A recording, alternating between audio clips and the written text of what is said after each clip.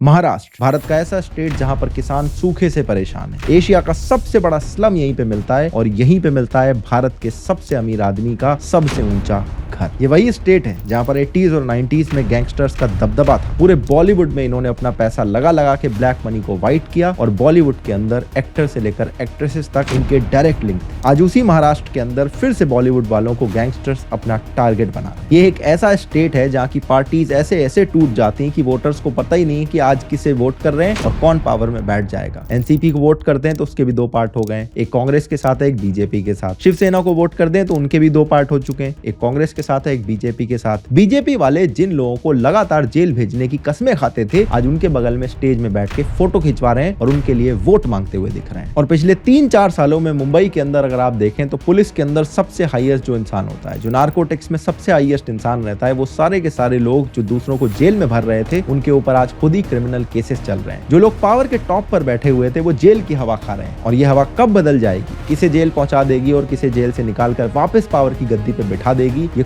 कोई प्रेडिक्ट नहीं कर सकता है। और ऐसे कंफ्यूजिंग से स्टेट की कहानी मुझे लगता है आपको सुनानी बेहद जरूरी है। इस स्टेट में इलेक्शन आ रहे हैं और हमारी स्टेट वाली सीरीज में जैसे हमने राजस्थान, मध्य प्रदेश, हरियाणा, बंगाल, बिहार ये सब कुछ कवर करा, वैसे ही आज मौका है महाराष्ट्र की कहानी आपको सुनाने। आइए देखते हैं।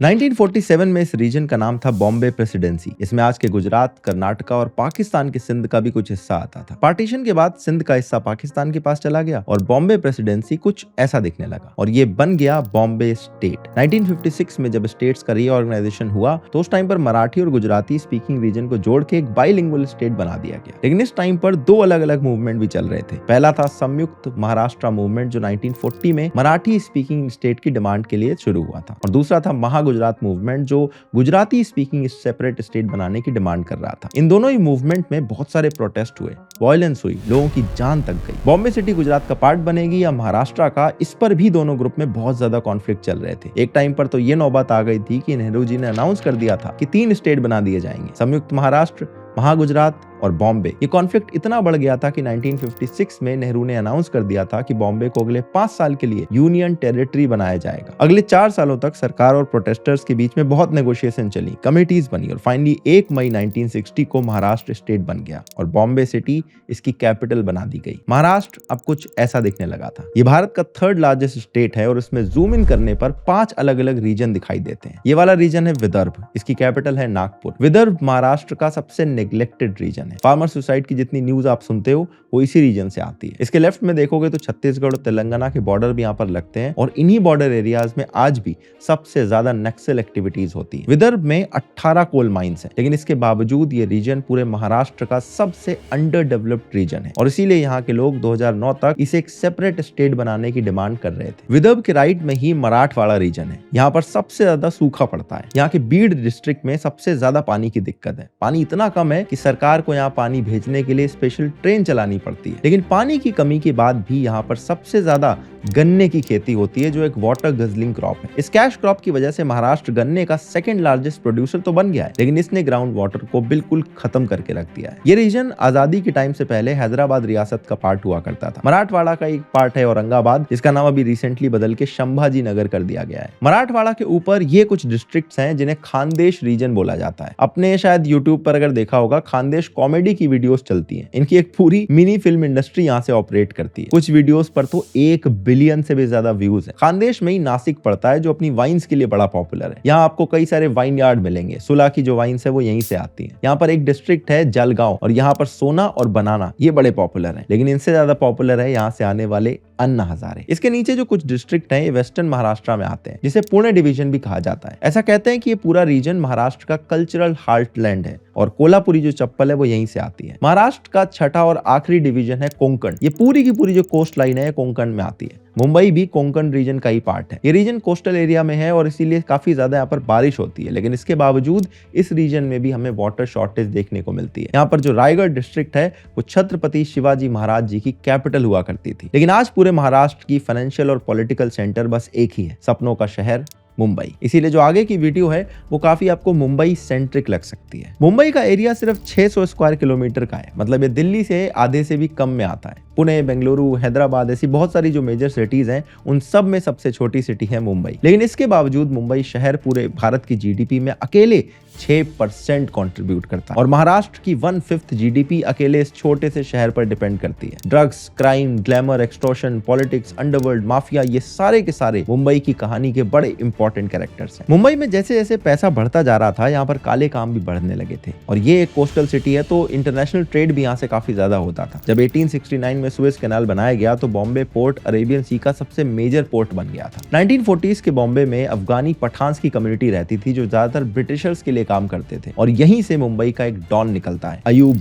लाला। इसका राइट हैंड था कश्मीरी लाला जो इसका सारा बिजनेस देखता था। मुंबई में डॉन्स को जनरली लाला बोलते हैं। इस टाइम पर ये लोग मेनली स्मगलिंग किया करते थे। कश्मीरी लाला धीरे धीरे अयूब लाला के कंट्रोल से बाहर निकलता गया और उसने अपनी मनमानी करनी शुरू कर दी। ये ऐसे बिजनेसमैन से भी एक्सटॉर्शन करने लगा जिनका धंधा अच्छा नहीं चल रहा था। मारवाड़ी बिजनेसमैन इससे इतने परेशान हो गए कि इसको रास्ते से हटाने के लिए वो अयूब लाला के पास चले गए। कश्मीरी लाला का मर्डर मुंबई अंडरवर्ल्ड का सबसे पहला हाई प्रोफाइल मर्डर बनता है। इससे पहले तक अंडरवर्ल्ड खून खराबे में इतना इन्वॉल्व नहीं था। ये लोग बस 2 नंबर का काम करके पैसा बनाने में बिजी थे। जब अयूब लाला रिटायर हुआ तो इसका सक्सेसर बनता है करीम लाला। करीम लाला का मेन फोकस पोर्ट पर शिपयार्ड से कार्गो की चोरी करना था। इसमें पोर्ट का एक लेबर उसकी मदद करता था जिसका नाम था मस्तान मिर्जा, जो आगे चलकर बनता है डॉन हाजी मस्तान। अब ये लोग जब साउथ बॉम्बे के पोर्ट से अंडरवर्ल्ड को रूल कर रहे थे, उसी टाइम पर वडाला में एक तीसरा डॉन निकल के आ रहा था, वर्धा भाई। इन तीनों की गैंग्स मिलकर मुंबई को रूल करना शुरू कर देती है। धीरे धीरे इतने पावरफुल हो जाते हैं कि लोग इनके पास अदालत लगाने आने लगते हैं, अपने अपने जो झगड़े सॉल्व करवाने इनके पास आते थे। धीरे धीरे इन्हें लगने लगा कि पैसा तो बहुत है, अब प्यार चाहिए। बॉलीवुड के रास्ते 1960s और 70s में अंडरवर्ल्ड ने ग्लैमर की दुनिया में भी अपना कंट्रोल करना शुरू कर दिया। ये फोटो शायद आपने देखी होगी, राज कपूर हाजी मस्तान के पैर छू रहे हैं। ऐसा कहते हैं कि राज कपूर मेरा नाम जोकर फिल्म के फ्लॉप होने के बाद ऑलमोस्ट बैंकरप्ट हो चुके थे और तब हाजी मस्तान ने पैसे देके राज कपूर की हेल्प करी थी। हाजी मस्तान को इस टाइम पर स्टाइल आइकन बोला जाने लगा था। ये हमेशा व्हाइट कपड़ों में रहता था और व्हाइट मर्सिडीज में चलता था। दीवार में अमिताभ बच्चन और once upon a time in Mumbai में अजय देवगन, ये दोनों जो कैरेक्टर हैं ये हाजी मस्तान की लाइफ से इंस्पायर्ड है। 1960s में बॉलीवुड प्रोड्यूसर्स को बैंक लोन देते नहीं थे और अंडरवर्ल्ड के डॉन्स के पास ब्लैक मनी बहुत सारा था जिसको व्हाइट करने के तरीके ढूंढ रहे थे और यहीं से अंडरवर्ल्ड और बॉलीवुड की दोस्ती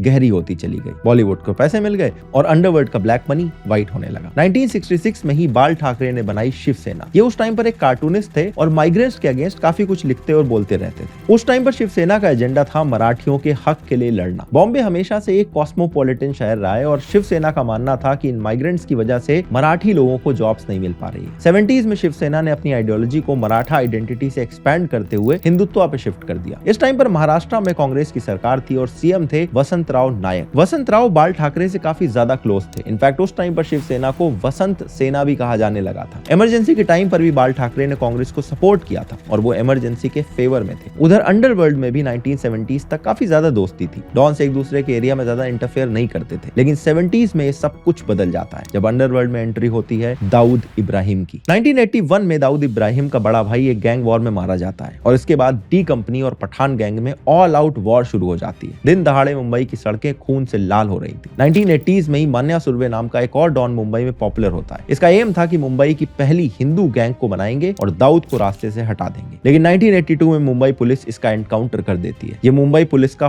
पहला एनकाउंटर था। 1982 में ही बॉम्बे में काफी बड़ी टेक्सटाइल स्ट्राइक भी हुई थी जिसमें बॉम्बे की 65 मिल्स के 2.5 लाख वर्कर्स स्ट्राइक पे बैठ गए थे। इस स्ट्राइक की वजह से 50 से ज्यादा मिल्स हमेशा के लिए बंद हो गई। ऐसा कहते हैं कि इन मिल्स के कई सारे वर्कर्स को मजबूरी में अंडरवर्ल्ड गैंग को ज्वाइन करना पड़ा। लेकिन धीरे धीरे दाऊद के काले कारनामे इतने बढ़ने लगे कि पुलिस और पॉलिटिक्स के प्रेशर में दाऊद को 1986 में देश छोड़कर बाहर जाना पड़ा। 1988 में ही अरुण गवली गैंग ने सेंट्रल मुंबई को कंट्रोल करना शुरू कर दिया और उस टाइम पर डी कंपनी और अरुण गवली सबसे ज्यादा बड़े राइवल्स थे और मुंबई में इन गैंग्स की दहशत फैल चुकी थी। 1992 में बाबरी मस्जिद का डेमोलिशन हुआ और उसके रिटेलिएशन में 93 में मुंबई के अंदर 12 अलग अलग जगह पर एक साथ बॉम्ब ब्लास्ट कर दिए गए। इन बॉम्बिंग्स में 257 लोग मरे थे और 1400 से ज्यादा लोग इंजर्ड हुए थे। ये बॉम्बिंग्स पाकिस्तान में बैठा दाऊद इब्राहिम करवा रहा था। अब दाऊद इब्राहिम सिर्फ एक गैंगस्टर नहीं बल्कि एक डेजिग्नेटेड टेररिस्ट बन चुका था। इन बॉम्बिंग्स ने मुंबई को हिला के रख दिया था और सरकार पर भी अंडरवर्ल्ड को कंट्रोल करने का और ज्यादा प्रेशर आ चुका था। इसीलिए मुंबई पुलिस ने एक डिटेक्शन यूनिट शुरू करी जिसे अब एनकाउंटर स्क्वाड के नाम से जाना जाता है। इसमें प्रदीप शर्मा, दया नायक और विजय सालस्कर जैसे पुलिस ऑफिसर थे जिन्होंने एक एक करके एनकाउंटर्स के रिकॉर्ड बनाने शुरू कर दिए। 90s में ही लिबरलाइजेशन का भी रिफॉर्म हो गया तो बहुत सारा जो सामान पहले देश में इलीगली स्मगल होता था वो अब लीगली इजीली इंपोर्ट किया जा सकता था और अंडरवर्ल्ड के लिए स्मगलिंग सबसे मेन बिजनेस था। जब इस बिजनेस पर चोट पहुंची तो इन लोगों ने एक्सटॉर्शन और ड्रग ट्रैफिकिंग को अपना मेन बिजनेस बना लिया। अंडरवर्ल्ड और पॉलिटिशियंस का नेक्सस इस टाइम पर इस लेवल पे पहुंच चुका था कि सीबीआई के फॉर्मर डीजीआई नीरज कुमार ने अपनी बुक में लिखा है कि उन्होंने 3 बार दाऊद से फोन पर बात करी थी। वो सरेंडर करना चाहता था, लेकिन उन्हें ऊपर से ऑर्डर आया कि इस तरह की किसी भी कॉन्वर्सेशन को आगे मत ले जाओ। इनफैक्ट राम जेठमलानी ने भी एक बार एक इंटरव्यू में कहा था कि दाऊद की उनसे भी बात हुई है, वो सरेंडर करना चाहता है, उसकी बस एक डिमांड है कि उसे टॉर्चर नहीं किया जाएगा। ये बात उन्होंने उस टाइम महाराष्ट्र के सीएम शरद पवार को भी बताई थी। लेकिन अगर दाऊद पे कोई केस चलता तो बड़े बड़े पॉलिटिशियंस के नाम खुल सकते थे, इसलिए सरकार ने उसकी ये डिमांड एक्सेप्ट नहीं करी। इनफैक्ट शरद पवार ने खुद इस बात को एक्सेप्ट किया है कि 93 की बॉम्बिंग में उन्होंने जानबूझकर स्टेटमेंट दी थी कि 12 की जगह 13 जगह बॉम्ब ब्लास्ट हुए हैं। उन्होंने एक मुस्लिम लोकेलिटी का नाम भी ऐड कर दिया था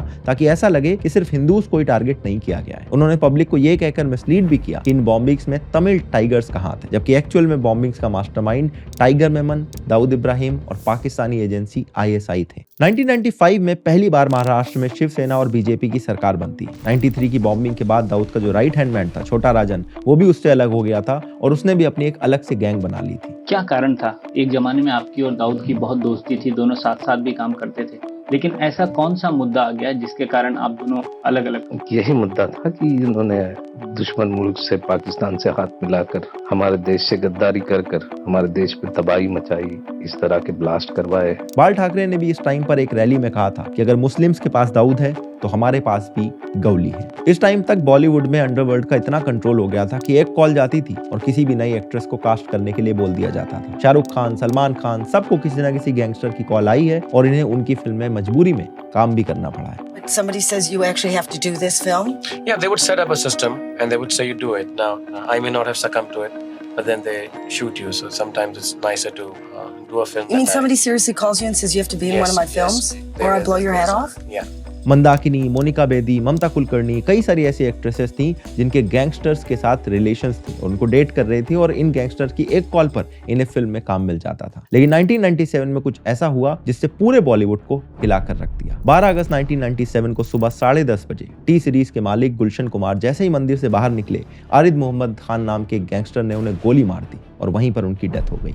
इन्वेस्टिगेशन में पता चला कि गुलशन कुमार को भी डी कंपनी से एक्सटॉर्शन के कॉल आए थे। उनसे 10 करोड़ रुपए की डिमांड की गई थी, लेकिन उन्होंने मना कर दिया, जिसकी वजह से उन्हें अपनी जान गंवानी पड़ी। Gulshan Kumar, who was gunned down in broad daylight while coming out of a temple in Mumbai, was initially thought to be killed by extortionists of the Dubai-based mafia. इनके मर्डर का मास्टरमाइंड दाऊद का right hand man Abu Salem था, जिसका नाम 93 की bombing में भी आया था और बॉलीवुड एक्ट्रेस मोनिका बेदी की इसी के साथ रिलेशन थे। 1990s में इन गैंगस्टर्स ने मुंबई के काफी बड़े बड़े बिल्डर्स को भी मारा था क्योंकि उन्होंने भी पैसे भेजने से मना कर दिया था। ईयर 2000 में राकेश रोशन ने ऋतिक रोशन को भी लॉन्च करा और इस फिल्म के रिलीज होने के बाद ही राकेश रोशन को एक गैंगस्टर ने 3 गोलियां उनके ऑफिस के बाहर मारी थी क्योंकि उन्होंने भी उनकी डिमांड पूरी नहीं करी थी। You know, they knew that my father's hit big time, you know, successful, money's gonna come in, so they wanted money, didn't pay.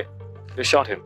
They shot him and he lived? Point blank, yeah. पानी जब sir के ऊपर से निकल गया तो 1999 में सरकार ने मकोका इंट्रोड्यूस करा, जिससे जो मुंबई पुलिस थी उसको थोड़ा फ्री हैंड मिला और एनकाउंटर स्क्वाड ने भी इन गैंग्स को खत्म करने की स्पीड बढ़ा दी। इस स्क्वाड के ऑफिसर्स का नाम भी फेमस होने लगा था। इनकी लिस्ट में जिस गैंगस्टर का नाम आता था वो अंडरग्राउंड हो जाता था क्योंकि उसे पता था कि अरेस्ट करने से पहले एनकाउंटर करने में ये लोग बिलीव करते हैं। I have Pradeep Sharma, inspector with Bombay Police. Yeah, I'm inspector. And Daya Nayak.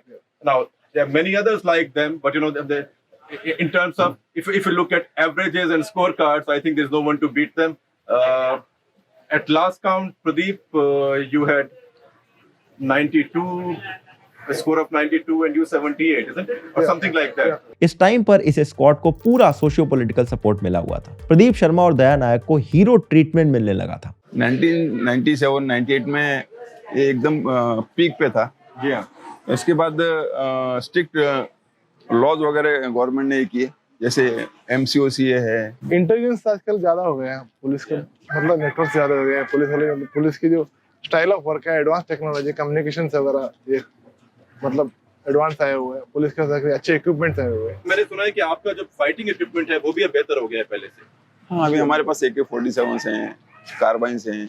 और इसी बीच 1998 में INB मिनिस्ट्री ने फिल्म्स को एक इंडस्ट्री का टैग दे दिया। अर्ली 2000s में आप देखोगे तो बॉलीवुड काफी हद तक कॉर्पोरेटाइज हो चुका था, मतलब रिलायंस, टाटा, सोनी जैसी जो बड़ी बड़ी कंपनीज थी वो फिल्म्स में पैसा लगाने लगी थी और इनको अब बैंक से भी इजीली लोन मिलने लगा था। और इसी की वजह से जो प्रोड्यूसर थे उनको अब अंडरवर्ल्ड के ब्लैक मनी की उतनी जरूरत नहीं रह गई थी। इस टाइम पर अंडरवर्ल्ड भी धीरे धीरे खत्म होता जा रहा था। बड़े बड़े जो गैंगस्टर थे वो तो पकड़ लिए गए थे या मार दिए गए थे या देश छोड़ के उनको भागना पड़ा था। 2007-8 तक मुंबई में अंडरवर्ल्ड को ऑलमोस्ट खत्म कर दिया गया था और इसके लिए मुंबई पुलिस ने 900 एनकाउंटर किए थे। अभी मुंबई नॉर्मलाइज ही हो रही थी कि 26 नवंबर 2008 को लश्कर-ए-तैयबा के 10 टेररिस्ट ने मुंबई पर अटैक कर दिया। 93 की बॉम्बिंग के बाद मुंबई पर एक सबसे बड़ा अटैक था। इसी अटैक में एक एनकाउंटर स्पेशलिस्ट विजय सलास्कर की भी जान चली गई थी। Serious casualties amongst the police as well. Vijay Salaskar, who is one of the best known encounter specialists of the Mumbai police, has been killed. He has been killed in one of the ongoing encounters with the terrorists. विजय सलास्कर के नाम पर 70 से 80 encounter थे। इनमें mostly Arun Gauli gang के लोग थे। ये बात लोग खुलकर कहते नहीं है, लेकिन अलग अलग गैंग्स के जो लोग थे वो पुलिस से अपने राइवल गैंग्स के लोगों को एनकाउंटर करवाने में काफी हेल्प करते थे। पुलिस को भी इस बात से कोई दिक्कत नहीं थी क्योंकि उन्होंने तो सारे गैंग खत्म करने थे। गैंग की राइवलरीज में पुलिस एक डबल एजेंट बन के दोनों साइड के लोगों को खत्म करने की कोशिश कर रही थी। लेकिन गैंगस्टर और माफिया के कम होने के बाद भी मुंबई पूरी तरह से क्राइम फ्री नहीं हुई। पॉलिटिकल करप्शन ने इसको दीमक की तरह खाना शुरू कर दिया। इरिगेशन स्कैम, जिसमें सीधे सीधे अजीत पवार जी का नाम था। 2012 में इकोनॉमिक सर्वे की एक रिपोर्ट में पता चला कि पिछले 10 सालों में महाराष्ट्र में इरिगेशन पोटेंशियल सिर्फ 0.1% इंप्रूव हुआ है और अजीत पवार 1999 से 2009 तक इरिगेशन मिनिस्टर थे। इस बीच गवर्नमेंट ने इरिगेशन प्रोजेक्ट पर टोटल 70,000 करोड़ रुपए खर्च करे थे। यानी कि ये सारा पैसा आखिर गया कहां? इस स्कैम के विसिल ब्लोअर विजय पंडारे महाराष्ट्र गवर्नमेंट के ही एक सरकारी इंजीनियर थे जिन्होंने इस स्कैम में अजीत पवार का नाम सीधे सीधे लिया था। 2011 में ही आदर्श हाउसिंग स्कैम नाम से एक और स्कैम सामने आया जिसमें अशोक चौहान को एक अक्यूज बनाया गया था। यह हाउसिंग सोसाइटी कारगिल में जान गंवाने वाले हमारे सोल्जर्स के घर वालों के लिए बनाई गई थी, लेकिन इसमें भी लोगों ने करप्शन कर डाला। 2014 में महाराष्ट्र के सीएम बनते हैं देवेंद्र फडणवीस, जो कई दशकों के बाद जाकर अपने 5 टर्म को पूरा कर पाते हैं। अदरवाइज महाराष्ट्र में आप देखोगे 1-2 साल में हर बार सीएम चेंज हो जाते थे। इनका टर्म भी बहुत कंट्रोवर्शियल नहीं रहा था, लेकिन महाराष्ट्र पर लाइमलाइट पड़ती है 2019 में। 24 अक्टूबर 2019 को महाराष्ट्र इलेक्शन के रिजल्ट सामने आते हैं जिसमें बीजेपी 105 सीट के साथ सिंगल लार्जेस्ट पार्टी बनती है। अब महाराष्ट्र में टोटल 288 सीट है। सरकार बनाने के लिए 145 चाहिए। बीजेपी और शिवसेना ने इलेक्शन साथ में लड़ा था और शिवसेना ने यहाँ पर 56 सीटें जीती थी, यानी कि इनके अलायंस इजीली सरकार बना सकती थी। लेकिन शिवसेना की डिमांड थी कि 2.5 साल देवेंद्र फडणवीस सीएम रहेंगे और 2.5 साल उद्धव ठाकरे। लेकिन बीजेपी को यह डिमांड एक्सेप्टेबल नहीं थी, इसलिए शिवसेना चली गई एनसीपी और कांग्रेस के पास। उद्धव ठाकरे की सरकार 2.5 से 3 साल चलती है, लेकिन पूरे टाइम महाराष्ट्र किसी न किसी कंट्रोवर्सी की वजह से लाइमलाइट में रहता है। सुशांत सिंह राजपूत की डेथ के बाद बॉलीवुड, ड्रग्स, गवर्नमेंट, पुलिस सब के सब प्राइम टाइम डिबेट का हिस्सा बन चुके थे। लेकिन असली कहानी अक्टूबर 2020 में शुरू होती है जब मुंबई पुलिस ने एक टीआरपी स्कैम को एक्सपोज किया। रिपब्लिक टीवी का कहना था कि उन्हें उद्धव ठाकरे गवर्नमेंट को क्रिटिसाइज करने की वजह से टारगेट किया जा रहा है। पहले दिन से हमने बोला है कि सारी जो फर्जी केस रिपब्लिक मीडिया नेटवर्क के खिलाफ डालने की कोशिश है परमबीर सिंह की, ये परमबीर सिंह की और उद्धव सरकार की बहुत बड़ी झूठ है। इस टाइम पर मुंबई के पुलिस कमिश्नर थे परमबीर सिंह और ये एक बहुत ही इंटरेस्टिंग कैरेक्टर है। शरद पवार ने ही उद्धव ठाकरे को कन्विंस किया था कि वो परमबीर सिंह को मुंबई का कमिश्नर बना दे, जबकि उस टाइम पर हेमंत नगराले इनसे सीनियर ऑफिसर थे। परमबीर सिंह इससे पहले लाइमलाइट में आए 2008 में जब उन्हें एटीएस का एडिशनल कमिश्नर अपॉइंट किया गया था। मालेगांव बॉम्ब ब्लास्ट केस में इन्होंने इन्वेस्टिगेशन करी थी और साध्वी प्रज्ञा को इन्होंने अरेस्ट किया था। इनके ऊपर एलिगेशन लगे थे कि इन्होंने साध्वी प्रज्ञा को कस्टडी में टॉर्चर किया है। 2015 में देवेंद्र फडणवीस ने इन्हें थाने डिस्ट्रिक्ट का पुलिस कमिश्नर अपॉइंट किया था, जहां पर इन्होंने फेक इंटरनेशनल कॉल सेंटर को भी पकड़ा था और इंटरनेशनल नारकोटिक सिंडिकेट को भी एक्सपोज किया था। ऐसा कहते हैं कि परमबीर सिंह काफी टाइम से मुंबई के कमिश्नर बनना चाहते थे, लेकिन 2019 में देवेंद्र फडणवीस ने उस टाइम पर मुंबई कमिश्नर संजय बर्वे को 3 महीने की एक्सटेंशन दे दी, जिसकी न्यूज सुनकर परमबीर काफी ज्यादा गुस्सा हो गए थे। फिर 2020 में जाकर फाइनली वो मुंबई के कमिश्नर बनते। सुशांत सिंह राजपूत का केस उनका पहला हाई प्रोफाइल केस था। इसके बाद अक्टूबर 2020 में इन्होंने टीआरपी स्कैम को एक्सपोज करा, जिसमें रिपब्लिक टीवी पर टीआरपी मैनिपुलेशन के चार्जेस लगते हैं। आपको ये पूरी कंट्रोवर्सी डेफिनेटली याद होगी। हमने कहा परमबीर सिंह को कि झूठ बोलना बंद करो, तुम्हें एक्सपोज करेंगे। लेकिन परमबीर सिंह के लिए मुश्किलें 25 फरवरी 2021 में स्टार्ट होती हैं, जब अंबानीज के घर के बाहर एक स्कॉर्पियो में एक्सप्लोसिव पकड़े जाते हैं। इन्वेस्टिगेशन में पता चलता है कि ये स्कॉर्पियो किसी मनसुख हिरेन नाम के आदमी की है जो थाने में रहता है, लेकिन जब पुलिस उसे ढूंढने पहुंचती है तो वहां पर उसकी डेड बॉडी मिलती है। अंबानी के घर के बाहर जिस कार में विस्फोटक रखा हुआ था, उस कार का मालिक होने का जिस शख्स ने दावा किया था, आज उसकी भी लाश मिली। पुलिस को यह भी पता चला कि स्कॉर्पियो सचिन वाजे नाम के एक पुलिस ऑफिसर ने वहां पर पार्क करी थी। अब इंटरेस्टिंग बात यह है कि सचिन वाजे उसी एनकाउंटर स्पॉट का पार्ट थे जिसके बारे में मैं थोड़ी देर पहले आपको बता रहा था। एनआईए ने जब इस केस की इन्वेस्टिगेशन करी तो पता चला कि सचिन वाजे डायरेक्टली परमबीर को रिपोर्ट किया करते थे और सचिन वाजे के पास एक मर्सिडीज भी थी जो कमिश्नर ऑफिस में ही पार्क होती थी। इस केस में परमबीर का नाम आने के बाद उद्धव ठाकरे ने उन्हें होम गार्ड डिपार्टमेंट में शिफ्ट कर दिया। ट्रांसफर लेटर मिलने के बाद परमबीर सिंह सीएम उद्धव ठाकरे को एक लेटर लिखते हैं जिसमें वो महाराष्ट्र के होम मिनिस्टर अनिल देशमुख पर करप्शन के चार्जेस लगाते हैं। जी हाँ, यही सबसे बड़ी खबर है महाराष्ट्र से। वहां के गृह मंत्री पर यह आरोप है कि एक पुलिस वाले पर वो दबाव डाल रहे थे कि उनके लिए वो वसूली करे। 100 करोड़ रुपए वसूलने का टारगेट दिया गया था। अनिल देशमुख पर यह आरोप लगाया है मुंबई पुलिस के पूर्व कमिश्नर परमबीर सिंह ने। परमबीर सिंह का एलिगेशन था कि अनिल देशमुख ने सचिन वाजे और कुछ हाई प्रोफाइल पुलिस ऑफिसर्स को मुंबई के अंदर जितने भी बार्स और रेस्टोरेंट चलते हैं उनसे हर महीने 100 करोड़ रुपए का हफ्ता वसूल करने के लिए कहा था और इसी तरह अलग अलग एरियाज के अलग अलग टारगेट रखे थे। जो पैसा सीधे जयंत पाटिल के पास जाता था जो एनसीपी के फंड मैनेजर थे। इस कंट्रोवर्सी के बाद सीबीआई और ईडी ने अनिल देशमुख पर इन्वेस्टिगेशन स्टार्ट करी और उन्हें रिजाइन करना पड़ा और इसके बाद परमबीर सिंह पर मुंबई और थाने में एक्सटॉर्शन के मल्टीपल केसेस फाइल होने लगे और परमबीर सिंह गायब हो गए। इसके बाद महीनों तक उनका कुछ पता नहीं चला। फिर जब मुंबई कोर्ट ने उन्हें ऑफेंडर डिक्लेयर करा तो नवंबर में उन्हें कोर्ट में पेश होना पड़ा। इस टाइम पर महाविकास अघाड़ी की गवर्नमेंट को काफी क्रिटिसाइज किया जा रहा था और ये एक के बाद एक कंट्रोवर्सी से घिरते जा रहे थे। तभी उद्धव ठाकरे को एक और झटका लगता है। जून 2022 में एकनाथ शिंदे 40 एमएलएस के साथ सूरत के एक रिजॉर्ट में चले जाते हैं और वहां से सीधे गुवाहाटी पहुंच जाते हैं। एकनाथ शिंदे ने रीजन दिया कि उद्धव ठाकरे ने एनसीपी और कांग्रेस के साथ जो अलायंस करी थी वो एक बहुत बड़ी गलती थी और वो लोग हिंदुत्व की आइडियोलॉजी से काफी दूर जा चुके हैं। उद्धव के टोटल 56 एमएलए में 40 लोग शिंदे के साथ चले जाते हैं और उन्हें समझ में आ गया था कि अब सरकार गिरने वाली है। सर, क्या हम लोग ठाकरे के साथ नहीं है? हम लोग शिंदे साहब के साथ हैं। हम लोग शिंदे साहब के साथ हैं। आपका नाम बताइए सर। हम लोग शिंदे साहब के साथ में। इसीलिए उन्होंने रेबेल एमएलए से ये भी रिक्वेस्ट करा कि मैं रिजाइन कर दूंगा लेकिन प्लीज वापस आ जाओ। Now, in a last-ditch effort to save his throne, to save his Shiv Sena, Uddhav Thackeray sent out an emotional message to the rebels, telling them that he was concerned about them and that they should come to him and talk because they were all part of a family. 30 जून 2022 को finally Eknath Shinde BJP की support के साथ महाराष्ट्र के CM बन जाते हैं। उद्धव ने अपनी सरकार के साथ साथ अपनी पार्टी और उसके सिंबल को भी खो दिया था क्योंकि पार्टी के मेजॉरिटी एमएलए शिंदे फ्रैक्शन में चले गए थे, इसीलिए उन्हें ही ओरिजिनल नाम और सिंबल भी अलॉट हो जाता है और उसके बाद शिंदे सरकार परमबीर पर लगे सारे चार्जेस को ड्रॉप भी कर देती है। तो ये था महाराष्ट्र की कहानी का एक छोटा सा वर्जन। बहुत सारी चीजें ऑफ कोर्स छूट गई हैं, बहुत सारे ऐसे भी टॉपिक्स हैं जिन पर अलग से एक डिटेल वीडियो बन सकती है, लेकिन फिलहाल महाराष्ट्र के लोगों के सामने क्या चैलेंजेस हैं मैं वो भी आपको बता देता हूँ। देखो, महाराष्ट्र में सबसे बड़ी प्रॉब्लम यह है कि यहाँ पॉलिटिकल स्टेबिलिटी नहीं है। 1963 से 1975 तक वसंतराव नायक महाराष्ट्र के सीएम रहे थे और उसके बाद सिर्फ देवेंद्र फडणवीस ऐसे हैं जो अपना टर्म पूरा कर पाए हैं। पिछले कुछ सालों में डिफेक्शंस भी बहुत ज्यादा बढ़ गए हैं, यानी पार्टी छोड़ छोड़कर लोग इधर से उधर शिफ्ट हो रहे हैं। शिवसेना के 2 टुकड़े हो चुके हैं। ठाकरे फैमिली जो सदियों से बीजेपी की अलाई थी वो यूपीए का पार्ट बन चुकी है। एनसीपी के भी 2 टुकड़े हो चुके हैं। सालों से जिन्हें बीजेपी वाले गाली देते थे आज वो सारे लीडर बीजेपी के अंदर बैठे हुए हैं। इसीलिए वोटर्स भी काफी कंफ्यूज हैं कि भैया वोट किसको दिया जाए। महाराष्ट्र में जो दूसरा सबसे बड़ा इशू है वो है करप्शन का। मुंबई और पुणे को कैश काउ की तरह ट्रीट किया जाता है। बीएमसी पूरे एशिया की one of the richest municipalities में आती है। इसका बजट कई स्मॉल स्टेट से भी ज्यादा है, लेकिन इसके बाद भी हमें हर साल वाटर लॉगिंग देखने को मिलती है। जगह जगह पर सड़कों पर गड्ढे हो रखे हैं। सेम हालत पुणे में भी है। See the condition, see the roads, see the potholes.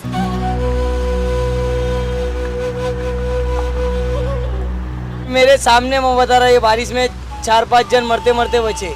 मेरी खुद की गाड़ी खड्डे में गई थी, मैं खुद एक बार बचाऊं। अभी सर मैं आते आते ही गिरते गिरते बचाऊं। मुंबई का एक चैलेंज यहाँ के एलिट्स भी हैं। मुंबई के एलिट्स अपनी एक्टिविज्म के चक्कर में उस प्रोजेक्ट को भी अपोज करते हैं जो कॉमन मैन की लाइफ को इजी बना सकता है। आरए प्रोटेस्ट में भी एग्जैक्टली यही हुआ था। Now the new government has said that the car shed will be built in RA itself, and to oppose that, what we can see is that these are similar visuals that we saw in 2018 and 2019. 2014 में Mumbai metro ने RA colony में एक metro car shed बनाने का proposal रखा था जिसके लिए 2700 पेड़ काटे जाने। सरकार से इसे ग्रीन लाइट मिल गई थी क्योंकि इससे शहर में काफी ट्रैफिक और कंजेशन की प्रॉब्लम सॉल्व हो रही थी, लेकिन कुछ लोग इसके अगेंस्ट में प्रोटेस्ट करने लगे। पेड़ काटने की बात कर रहे हैं। कावेरी रिवर सूख गई है पूरी तरह से पेड़ों की कमी की वजह से। तमाम हस्तियां मेट्रो के लिए पेड़ काटे जाने के विरोध में सड़क पर भी उतर रही हैं। हम कोशिश कर रहे हैं और यही उम्मीद रखेंगे कि जो गवर्नमेंट है वो हमारी बात सुने।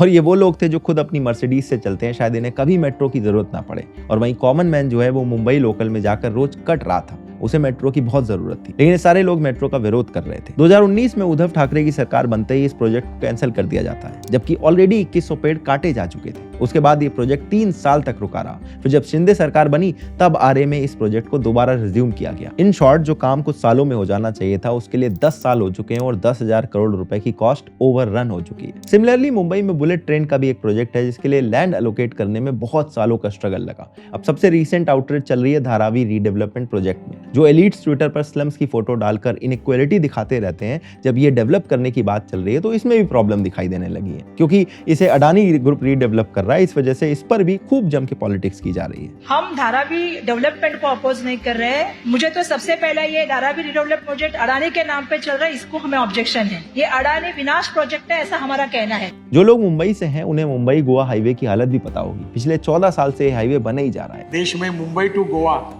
और ये जो सीधी सिंगरौली, इसके ऊपर किताब लिखी जा सकती है।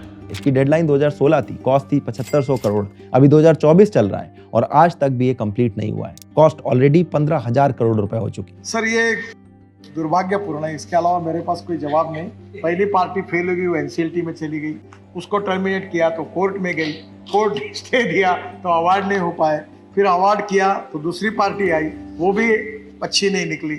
अब प्रोसीजर ये है कि कानून के हिसाब से अगर वो काम भी नहीं करता तो भी उसको नोटिस देना पड़ता है, उसको टाइम देना पड़ता है, फिर वो कोर्ट में जाता है, फिर आर्बिट्रेशन, काउंसिलेशन। अब ये प्रोसीजर है और उसको किए बिना कुछ कर नहीं पाते। पर सच्चाई ये है, जो मैं बिल्कुल एक्सेप्ट करता हूँ, कि बहुत तकलीफ इनको होती है। मुंबई और मुंबई सबर्बन रीजन को छोड़कर पूरे कोंकण रीजन में रोड्स की हालत बहुत खराब है और कनेक्टिविटी इश्यूज भी हैं जो आज तक कोई सरकार फिक्स नहीं कर पाई है, लेकिन प्रॉमिस हर इलेक्शन में कर दिए जाते हैं। फार्मर सुसाइड, वाटर स्कार्सिटी, ये जो सारे इश्यूज हैं ये सदियों से चले आ रहे हैं और कभी सॉल्व नहीं हुए। महाराष्ट्र की कहानी प्रियदर्शन की किसी मूवी की तरह है, मल्टी स्टारर है जिसके ट्विस्ट कभी खत्म ही नहीं होते, लेकिन सैडली ये कॉमेडी आज लोगों के साथ हो रही है।